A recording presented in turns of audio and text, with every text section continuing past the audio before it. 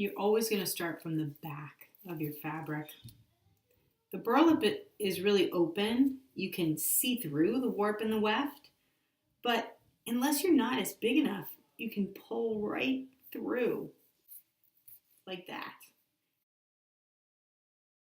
If that happens, just going to take a second, make a bigger knot. So again, making a circle, finding the tails, sending them through the circle, and pulling it together so you have a bigger knot, and always starting from the back.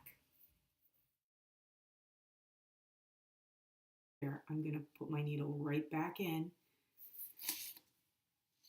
and pull through and pop out that stitch. And it's better to do it right away so you don't have to go back several stitches.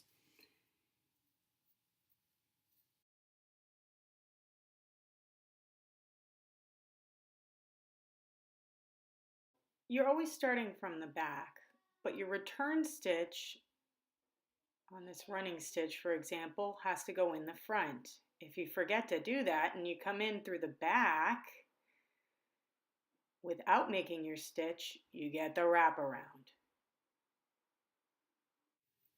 Okay, in this way, but if you get it again, find where your thread last came from, send the needle right back through, and finish your running stitch going down in the front like that.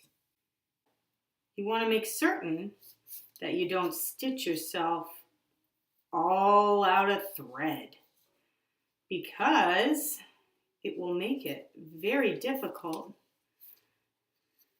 to tie your knot, if not impossible to tie a knot. You need at least twice the length of your needle. So a good 6 inches left over to switch threads.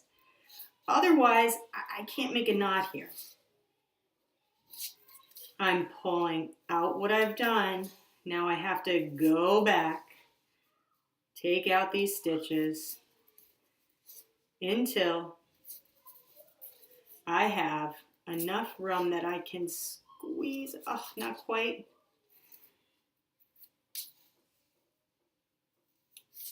Until I have enough room to find a stitch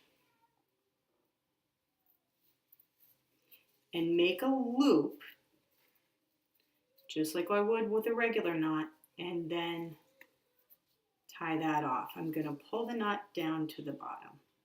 Just like the inside of your clothes, knots and seams stay on the inside. And then I'm going to trim that away.